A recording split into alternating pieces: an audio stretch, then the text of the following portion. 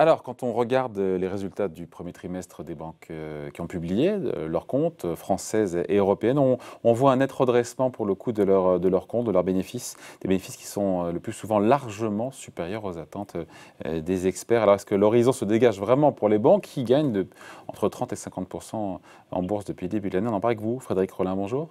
Bonjour. Pour Pictet Asset Management. Pour ça, quand on voit les résultats de la BNP, la Société Générale, Crédit Agricole, Unicredit, les résultats sont excellents, ma foi. Hein. Oui, dans la Premier trimestre. plupart premier trimestre, la plupart des banques, les résultats sont au-dessus des attentes, excellents, largement au-dessus des attentes, et ceci pour plusieurs raisons. Hein. Des reprises de provisions. Les banques avaient beaucoup provisionné. Il faut expliquer ça. Voilà, parce qu'elles craignaient que les prêts qu'elles avaient consentis à des entreprises ou à des particuliers ne soient pas honorés, que les entreprises, en raison des confinements, n'aient pas d'activité, ne soient pas en capacité de rembourser leurs dettes. Finalement, les entreprises remboursent plutôt bien leurs dettes, tout simplement pour deux raisons. Parce que l'activité, finalement, a relativement mieux résisté qu'on ne pouvait craindre avec les confinements. Beaucoup d'entreprises ont su s'adapter, et puis surtout, dans beaucoup d'États européens, la plupart des États européens, ont aidé les entreprises, ont pris une partie de ce risque, et du coup, les entreprises sont en capacité aujourd'hui, et les ménages, de rembourser. Moins de prévisions ou reprise sur provision? Parce que c'est pas la même chose pour le coup. Alors, c'est reprise sur provision. Il y a beaucoup de provisions qui avaient été faites. On reprend des provisions, on les réduit, en fait, tout simplement. De fait, ça fait augmenter les résultats des banques. Le gros moteur de ces bons résultats, c'est ça? Ce sont les reprises? Alors, il y a d'autres. Hein. Il y a eu aussi des bonnes surprises du côté de la banque d'investissement et de la gestion de portefeuille. Donc, banque d'investissement, on a vu des marchés qui ont été très très actifs. Beaucoup d'investisseurs ont vendu, acheté des actions, des obligations. Donc ça a été un moteur de performance pour les banques relativement important. Et puis beaucoup d'épargne aussi, parce que moins de consommation notamment. Et cette épargne est allée dans les banques, dans les fonds, notamment gérés par les gestionnaires de portefeuille de ces banques-là. Et donc ça a permis aussi de soutenir, dans l'ensemble, les résultats. On sent une espèce de vent d'optimisme sur les banques européennes. C'est pas un peu tôt pour être optimiste ou on prend les bonnes news comme elles arrivent? Pour nous, alors on pourrait croire que c'est un peu tôt, parce que c'est vrai que quand on se souvient des crises précédentes, grande crise financière, crise de la dette européenne, il a fallu beaucoup de temps avant que les banques n'arrivent à s'en remettre. Je dirais qu'il y a plusieurs éléments. C'est d'une part, les banques ont abordé ce cycle plutôt en bonne forme.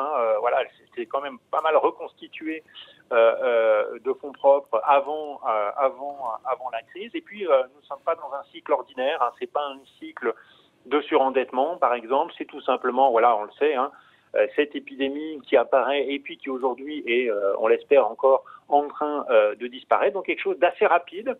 Et ce qui fait que les banques, en général, la performance des actions bancaires qui interviennent plutôt tard dans le cycle, au moment, d'abord c'est les matières premières, et puis ensuite les industriels, puis ensuite les banques arrivent, parce qu'on s'aperçoit que finalement, les défauts sont moins élevés que prévu, les taux remontent.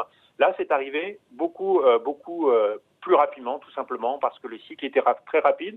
Donc pour nous, nous sommes investis sur les bancaires depuis quelques mois maintenant, et nous pensons que c'est le bon moment aujourd'hui pour que les bancaires montent, mais je dirais que ça reste pour nous encore un investissement plutôt tactique. Frédéric, même si en Europe, on est toujours en période de marasme, certes on réouvre les économies, mais on est un peu en retard, même si ça monte en puissance, la campagne de vaccination, non? Oui, mais je pense que les marchés boursiers sont dans l'anticipation. Et, on a vu les marchés actions d'ailleurs remonter. Le début de la hausse des marchés actions, au fond, c'est au pire moment de la crise. Et je pense qu'en Europe, on est en train d'anticiper ce qui s'est d'abord passé en Chine. On a vu la Chine réouvrir et les marchés asiatiques très très bien performer, puis les États-Unis progressivement retrouver une belle vitesse de croissance et les marchés américains bien performer. Je crois que maintenant c'est probablement le tour de l'Europe. Ouais. Alors c'est pas maintenant que l'économie est véritablement en train d'accélérer, mais les enquêtes auprès des entrepreneurs et puis l'avancée des campagnes de vaccination nous laisse penser que la deuxième moitié de l'année va être plutôt bonne, voire excellente sur le territoire européen. On finit là-dessus, on se dit que c'est le début d'une nouvelle tendance, encore une fois, pour le secteur bancaire. On voit les chiffres en termes de hausse des cours boursiers, plus 50% pour la Société Générale, 30% pour BNP, 30% pour le Crédit Agricole depuis le début de l'année. Alors, je pense que ce sont des hausses qui sont très importantes, mais qui ne sont pas, hélas, je vais mettre un petit peu de fraîcheur là-dessus, c'est pas pour nous véritablement le début d'une tendance. Voilà, les valorisations étaient quand même très basses. Elles restent encore pour nous avec du potentiel, les bancaires, mais de façon structurelle, de façon plus long terme. Je pense que les bancaires européennes principalement ont quand même du souci à se faire. Alors les bancaires dans le monde, d'une façon générale, les taux sont bas et puis il y a la concurrence de toutes ces fintechs.